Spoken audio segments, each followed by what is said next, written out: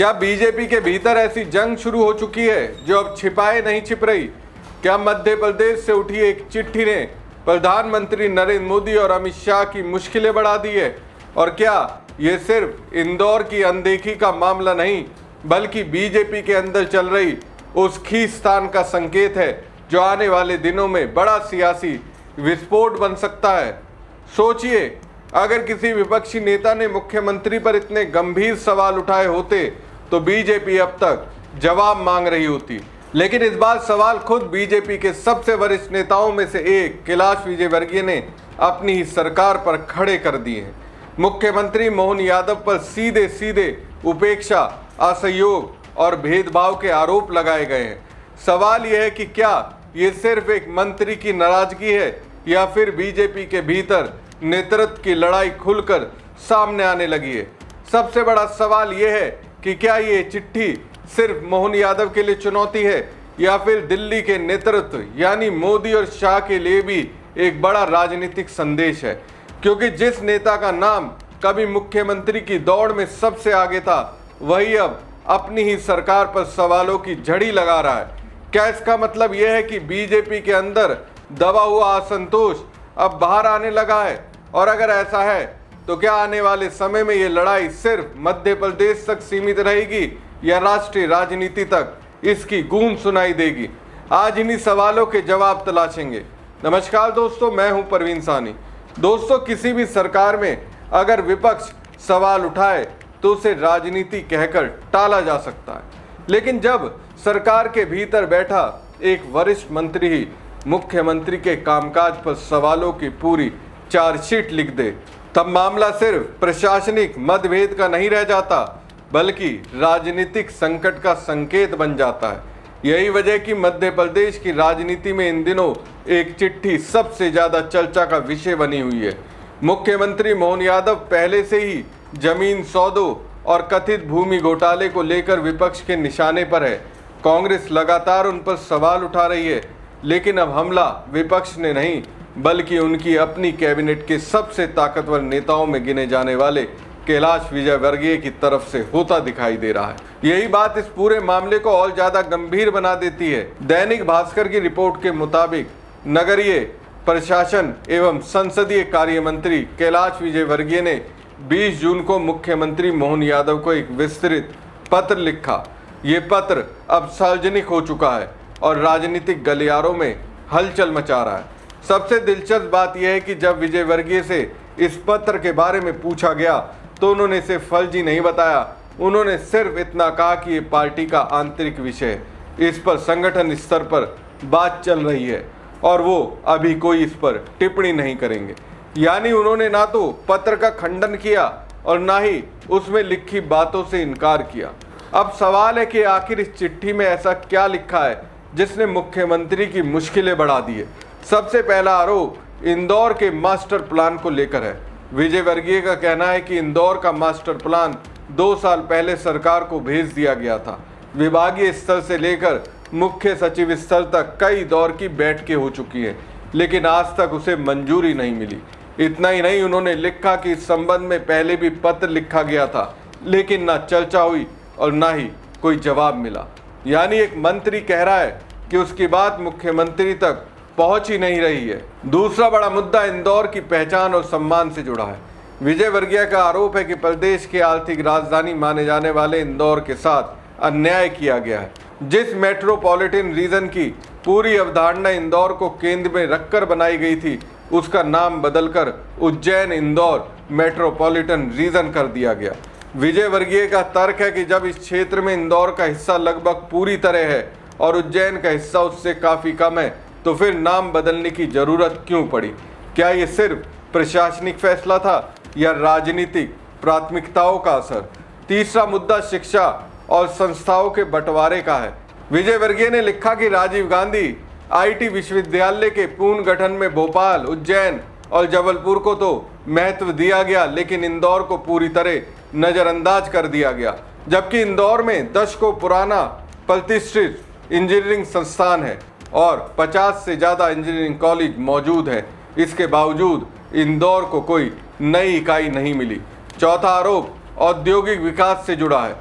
पीथमपुर को मध्य प्रदेश का औद्योगिक हब माना जाता है। यहाँ सैकड़ों एमएसएमई और बड़े उद्योग काम कर रहे हैं। इसके बावजूद राष्ट्रीय स्तर की टेस्टिंग लैब और प्रोडक्ट सर्टिफिकेशन सेंटर जैसी सुविधाएं वर्षों से लंबित है। विजय वर्गीय का आरोप है कि जहां इन सुविधाओं की सबसे ज्यादा जरूरत है वहां सरकार ध्यान नहीं दे रही, जबकि अपेक्षाकृत नए औद्योगिक क्षेत्रों में तेजी से काम हो रहा है। पांचवा मुद्दा सिंघस और इंदौर के बुनियादी ढांचे से जुड़ा है। विजय वर्गीय का कहना है कि इंदौर एयरपोर्ट के विस्तार के लिए जरूरी जमीन उपलब्ध कराने में भी सरकार ने अपेक्षित रुचि नहीं दिखाई। सिंघस से जुड़े विकास कार्यों में भी इंदौर की अनदेखी हुई। यहां तक कि जल संकट जैसे गंभीर मुद्दों पर भी शहर को विशेष राहत नहीं मिली। यानी आरोप सिर्फ एक दो फैसलों तक सीमित नहीं है, बल्कि पूरे प्रशासनिक रवैये पर सवाल खड़े किए गए। ध्यान देने वाली बात यह भी है कि इन आरोपों पर अब तक ना मुख्यमंत्री मोहन यादव की ओर से कोई विस्तृत जवाब आया है और ना ही भाजपा संगठन ने आधिकारिक रूप से इन बिंदुओं का खंडन किया है। राजनीतिक चुप्पी कई बार राजनीतिक बयान से ज्यादा सवाल खड़े करती है। इस पूरे विवाद की राजनीतिक अहमियत इसलिए भी बढ़ जाती है क्योंकि वर्ष 2023 के विधानसभा चुनाव के बाद मुख्यमंत्री पद की दौड़ में कैलाश विजयवर्गीय का नाम सबसे प्रमुख दावेदारों में माना जा रहा था, लेकिन अंतिम समय में पार्टी नेतृत्व ने मोहन यादव के नाम पर मोहर लगा दी। तब से लेकर अब तक 2.5 साल बीत चुके हैं और इस दौरान समय समय पर सरकार के भीतर असहमति की खबरें सामने आती रही हैं। सिर्फ कैलाश विजयवर्गीय ही नहीं, बल्कि प्रहलाद पटेल, राकेश सिंह, जगदीश देवड़ा और राजेंद्र शुक्ल जैसे वरिष्ठ नेताओं के भी अलग अलग मुद्दों पर नाराजगी के संकेत मिलते रहे। ऐसे में सवाल उठना स्वाभाविक है कि क्या ये सिर्फ इंदौर की उपेक्षा का मामला है या फिर बीजेपी के भीतर नेतृत्व को लेकर चल रही खामोश लड़ाई अब धीरे धीरे खुलकर सामने आने लगी है। और अगर ऐसा है तो क्या इसकी गूंज सिर्फ भोपाल तक सीमित रहेगी या दिल्ली तक भी पहुंचेगी? दोस्तों, अगर कैलाश विजयवर्गीय की ये चिट्ठी सिर्फ इंदौर की समस्याओं तक सीमित होती तब भी इसे एक नाराज मंत्री की शिकायत कहा जा सकता था, लेकिन जब पिछले 2.5 साल की पूरी राजनीतिक तस्वीर को जोड़कर देखा जाता है तो मामला कहीं ज़्यादा बड़ा दिखाई देता है। ऐसा लगता है कि चिट्ठी अचानक नहीं लिखी गई, बल्कि लंबे समय से भीतर चल रहे असंतोष का सार्वजनिक संकेत बन गई है। पिछले 2.5 वर्षों में कई बार ऐसी खबरें सामने आई कि कैबिनेट बैठकों में सरकार के कुछ फैसलों पर खुलकर असहमति जताई गई। सिंघस से जुड़े विकास कार्यों और संसाधनों के बंटवारे को लेकर भी मतभेदों की चर्चा होती रही। हालांकि पार्टी ने इन खबरों पर कभी आधिकारिक तौर पर विस्तृत प्रतिक्रिया नहीं दी, लेकिन राजनीतिक गलियारों में चर्चा लगातार बनी रही कि सरकार के भीतर सब कुछ सामान्य नहीं है। इसी बीच एक और घटना ने कैलाश विजयवर्गीय की राजनीतिक स्थिति को प्रभावित किया। उनके विधानसभा क्षेत्र इंदौर 1 में पिछले वर्ष दूषित पेयजल की घटना सामने आई, जिसमें कई लोगों की जान चली गई। इसके बाद विपक्ष ने सरकार को घेरा और राजनीतिक आरोप प्रत्यारोप तेज हो गए। मीडिया रिपोर्टों में यह भी कहा गया कि स्थानीय प्रशासन और अधिकारियों से विजयवर्गीय को अपेक्षित सहयोग नहीं मिला, जबकि सार्वजनिक आलोचना का बड़ा हिस्सा उन्हीं पर केंद्रित हो गया। ये धारणा भी बनी कि राजनीतिक नुकसान विजयवर्गीय को अधिक उठाना पड़ा। उधर मुख्यमंत्री मोहन यादव को लेकर भी समय समय पर पार्टी के भीतर से सवाल उठते रहे। उज्जैन क्षेत्र के कुछ भाजपा नेताओं और विधायकों ने अलग अलग मुद्दों पर अपनी नाराजगी जताई। विधानसभा में भी कुछ प्रश्न उठे, जिससे संदेश गया कि असहमति केवल विपक्ष तक सीमित नहीं है। फिर एक और घटनाक्रम ने राजनीतिक तापमान बढ़ा दिया। भाजपा के पूर्व सांसद चिंतामणि मालवीय ने एक प्रेस कॉन्फ्रेंस में बिना सीधे नाम लिए मुख्यमंत्री और उनके परिवार से जुड़े जमीन मामलों पर सवाल उठाए। इसके कुछ समय बाद इंडियन एक्सप्रेस ने मुख्यमंत्री और उनके परिजनों के कथित भूमि सौदों पर एक विस्तृत रिपोर्ट प्रकाशित की। इस रिपोर्ट के आधार पर कांग्रेस ने पहले भोपाल और फिर दिल्ली में प्रेस कॉन्फ्रेंस कर सरकार पर कई आरोप लगाए और कुछ नए सवाल भी जोड़े। इन आरोपों के बाद मुख्यमंत्री मोहन यादव की ओर से सार्वजनिक रूप से कोई विस्तृत व्यक्तिगत प्रतिक्रिया सामने नहीं आई। भाजपा की ओर से प्रदेश अध्यक्ष हेमंत खंडेलवाल ने कांग्रेस के आरोपों का राजनीतिक जवाब दिया, लेकिन विपक्ष द्वारा लगाए गए सभी आरोपों पर अलग अलग बिंदुवार स्पष्टीकरण सार्वजनिक रूप से सामने नहीं आया। ऐसे में विपक्ष लगातार ये मुद्दा उठा रहा है जबकि भाजपा ने आरोपों को राजनीतिक बताया। अब इसी पृष्ठभूमि में कैलाश विजयवर्गीय की चिट्ठी सामने आती है। इसलिए इस पत्र को सिर्फ एक प्रशासनिक शिकायत के रूप में नहीं देखा जा रहा, बल्कि इसे बीजेपी के अंदर चल रही खींचतान के संदर्भ में भी पढ़ा जा रहा है। राजनीतिक विश्लेषकों की अलग अलग राय है। कुछ का मानना है कि ये लंबे समय से जमा असंतोष का परिणाम है, जबकि कुछ इसे सरकार के कामकाज को लेकर गंभीर चेतावनी मान रहे हैं।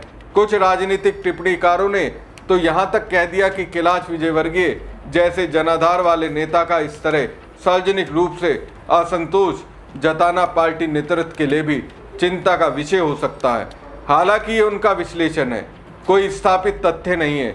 दूसरी ओर भाजपा की ओर से इस तरह की व्याख्याओं पर कोई आधिकारिक सहमति नहीं जताई गई है। अब सबसे बड़ा सवाल यही है कि क्या ये पूरा विवाद कुछ दिनों में शांत हो जाएगा या फिर ये मध्य प्रदेश बीजेपी के भीतर नेतृत्व और शक्ति संतुलन की बहस को और तेज करेगा। क्या पार्टी नेतृत्व इस मतभेद को आंतरिक बातचीत से सुलझा लेगा या आने वाले दिनों में और नेता भी खुलकर अपनी नाराजगी सामने रखेंगे? क्योंकि जब सवाल विपक्ष नहीं बल्कि अपनी ही सरकार के वरिष्ठ मंत्री उठाने लगे तो मामला सिर्फ प्रशासन का नहीं, संगठन और नेतृत्व की परीक्षा का भी बन जाता है। हमारी खबर आपको कैसी लगी कमेंट बॉक्स में कमेंट करके जरूर बताएं। साथ ही पेज को लाइक और खबर को ज़्यादा से ज़्यादा शेयर कीजिएगा। धन्यवाद।